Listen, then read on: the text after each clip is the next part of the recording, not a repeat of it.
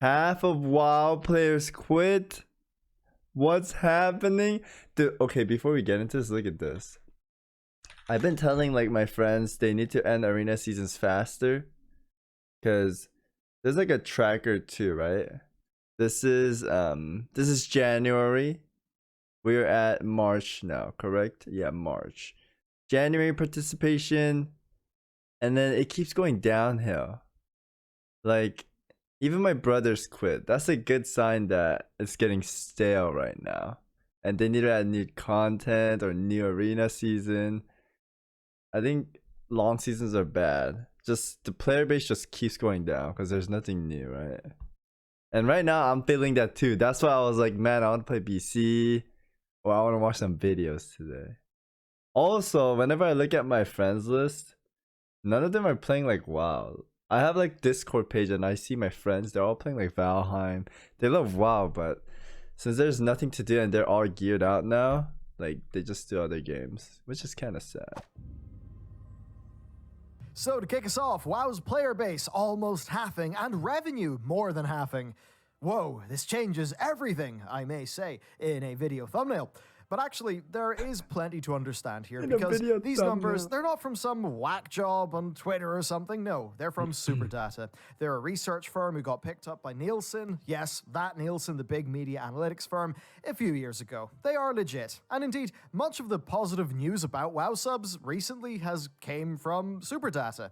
So, revenue down 61%, players down 41%.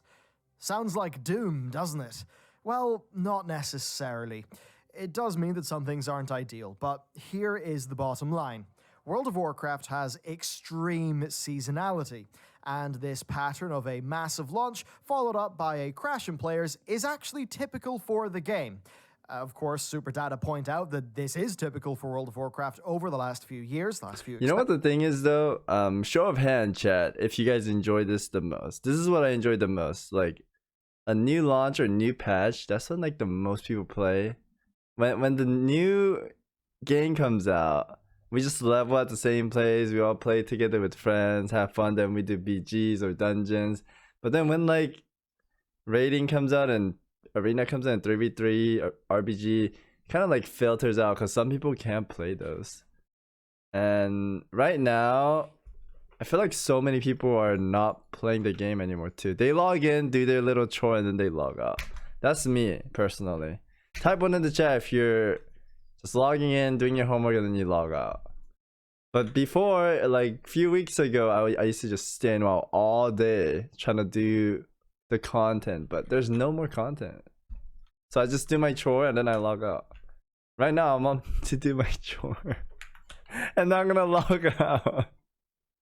Yeah, they can't just leave the game. We're paying $15 a month, so they need to update, man. Too long. Expansions, but that this time it did actually start with a particularly strong launch. Now, revenue falling by more than the player count does make a lot of sense. Of course, 6-month subscriptions were locked in like November, December. More tokens were purchased by players during launch. More race changes for the new customizations, things like that. And of course, more sales. Now, players being down by 41% means that, yeah, those players are actually leaving. But of course, most people or many people are only interested in the first month or two of an expansion, and then maybe, a patch launch month. Now, the question is that a problem? That is what World of Warcraft's player activity these days is like.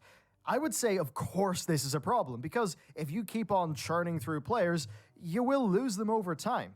Now, Superdata correctly points out that WoW Classic means that World of Warcraft, the business, can have a yearly spike each year instead of every 2 years. And that certainly is good, but it does risk masking the problem of, many players jumping ship.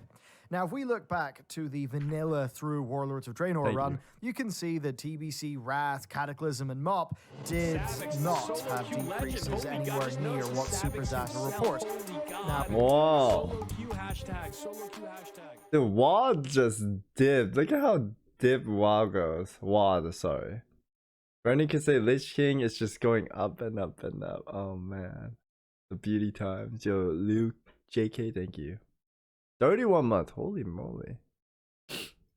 Now, Warlords of Yeah, I want Draenor to see VFA. Why did they stop showing this? Because it's a disaster, chat. did, but I think we all know why. That is an expansion that ran out of steam extremely quickly, meaning that really only the PvPers and the raiders had something to do. So, have you quit? Exactly, dude. That's exactly what I said. Remember when I said everyone starts the same, but then only the raiders and arena players, it just gets filtered down? This is why we need solo queue. Solo queue for arena. Everyone plays Blizzard. Stupid. Why? Why have you quit? What's happened? I've not quit, and I actually know why I haven't, and I think that's rather revealing. Because when I logged in to get my Denathrius ahead of the curve kill a while ago, my character was already in Castle Nathria. Yeah, I actually hadn't played that character between raids. Why? Well, there just wasn't anything that I wanted to do outside of what I do with friends, which is raiding. Solo world content has sucked since Warlords of Draenor, in my opinion, and I think it still sucks now. In the past, individual reputations like Cloud Serpent, Golden Lotus, Netherwing, and Sketis, those were things that felt, well, a bit different than generic world quests.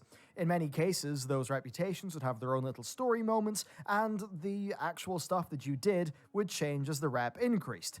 Each one of these things in the past would give you 20 to 30 days of gameplay and neat rewards that were not to do with player power. I'm scared about that too, And they were the kind of thing that would just stand to the game for really the life of the expansion. You know, when Sunwell was out, people were still doing some Netherwing. And each one of these things, giving you your 20 to 30 days of gameplay, would help to keep people in the game. The thing is, though, content like this doesn't really exist anymore. And I think that's because Blizzard learned the wrong lessons from Mists of Pandaria's launch, where of course they attached Valor points to daily quests and then removed the daily quest limit, which meant that people had a bit of a revolt over it.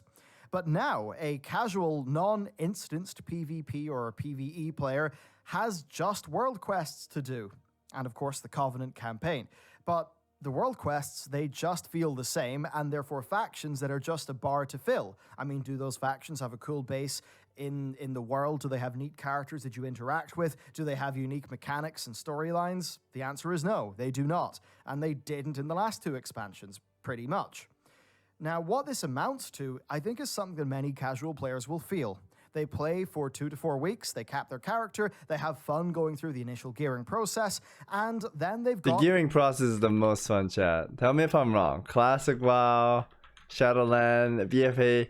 The gearing phase is the most fun, and when all the streamers play. What if they make like a BG or like a mode where you land on Stranglethorn and it's like 10 times level faster, and then you fight people here at your gear. It's like a PvP mode. So you like spawn in the jungle. It's like everyone's PvP, 40 people. I guess it's like a battle royale. But like the initial gearing phase is like the most fun for me, man. Little to do. I mean, the game's various secrets content. Now, those secrets are great for, you know, the secrets Discord, for Wowhead guides, but most of the casual player base will never even know they exist.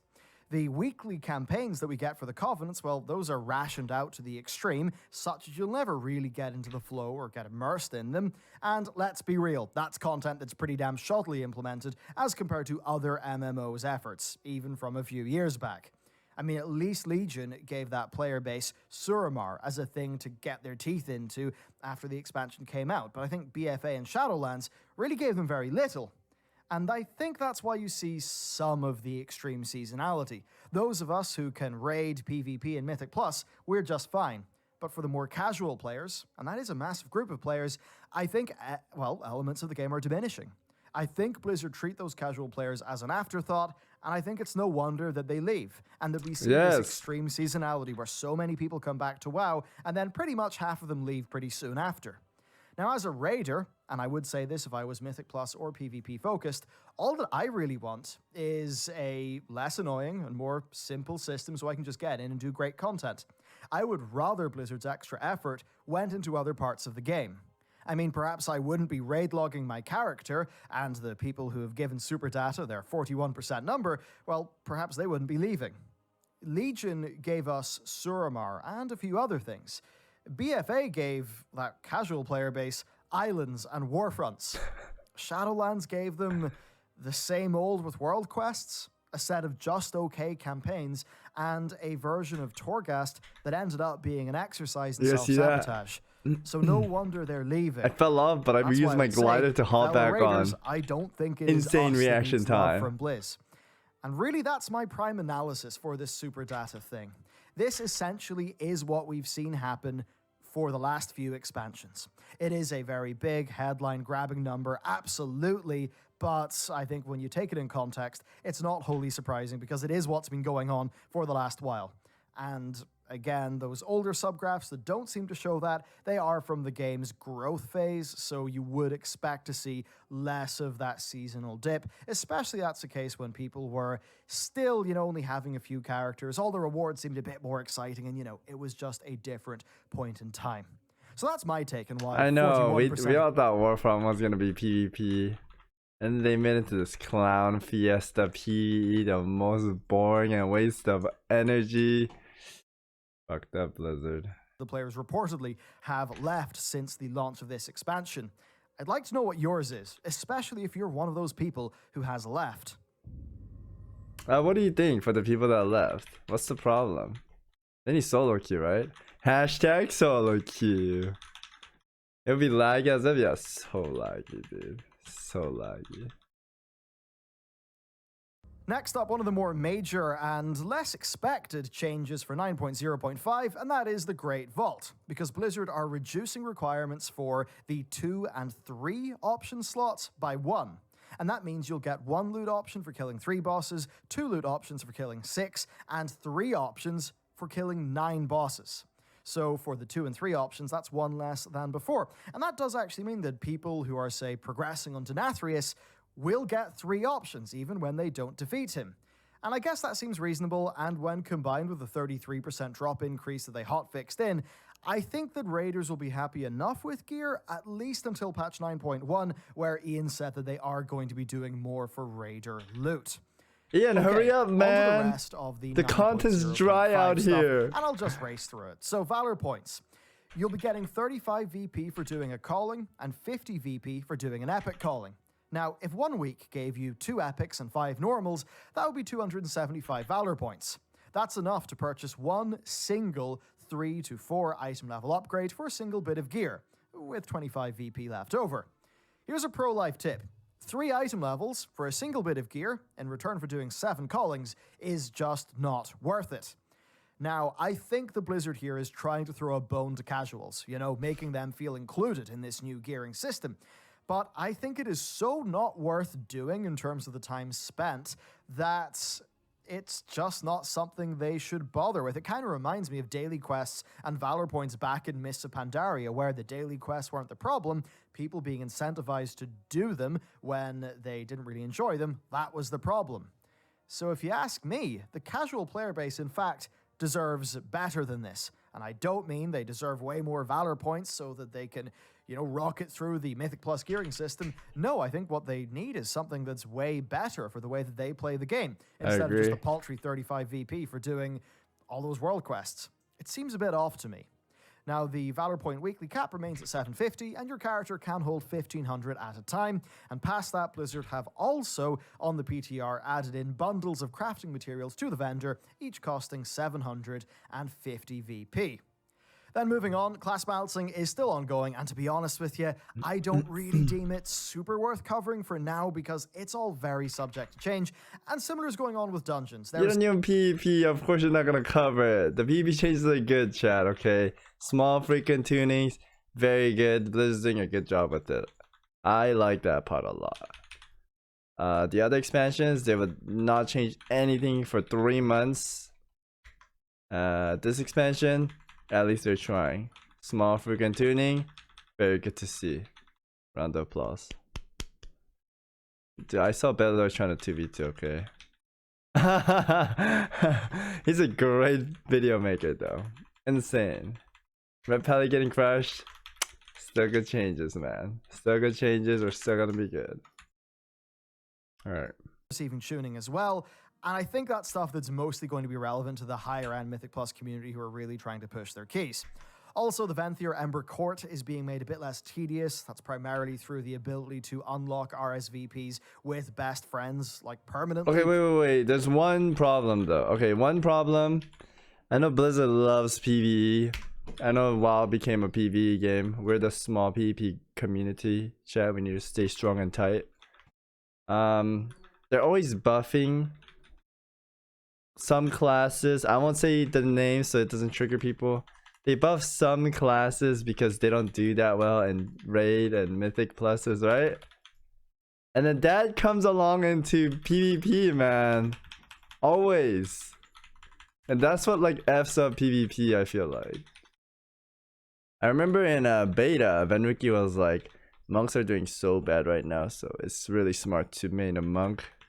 Because Blizzard won't touch monks, they'll actually buff monks if they're doing bad in PvE. And then season 1, like monks were bombers, right?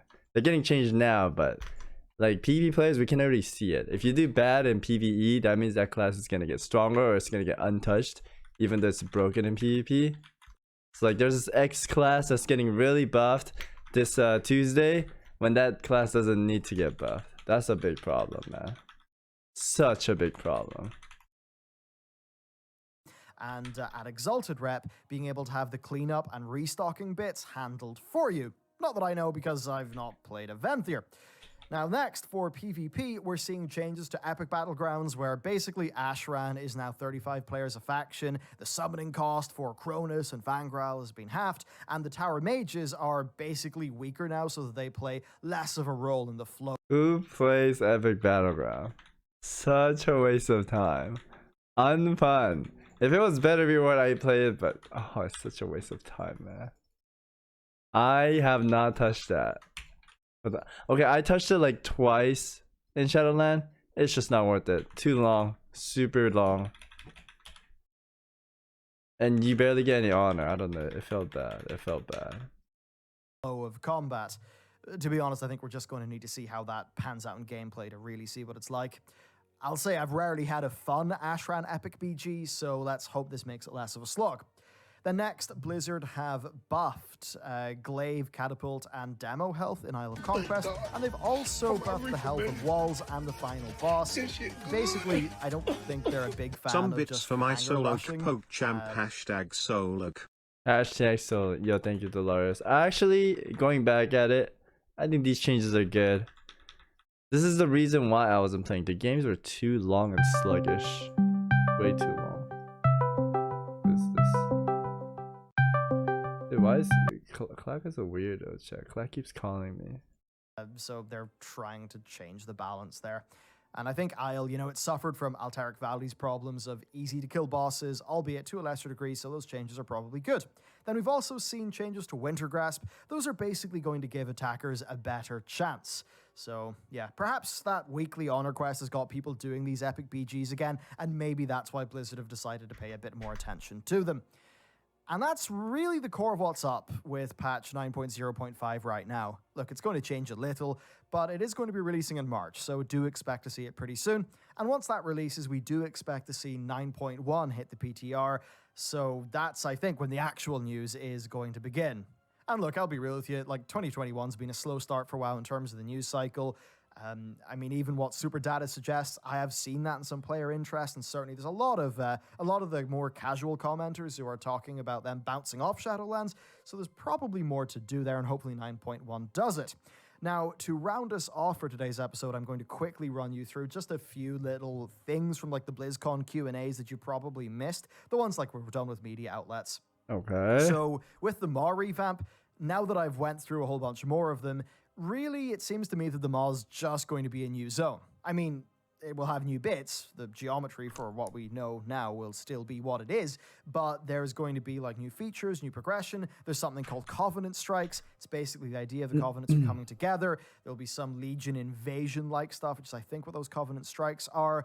We'll have to see them in PTR. But basically, it seems like if you don't like the Maw now, it's effectively going to be a different bit of gameplay in 9.1. I hope then so. also for some of our Covenant progression, we're getting enhanced Soulbind conduits. So basically, they're adding more depth rather than just adding more Soulbinds, which I think is fair enough. And basically that can mean us getting like, you know, new little effects, new abilities, and more power for our conduits. Again, though, it seems early days, and we'll have to see what PTR is like.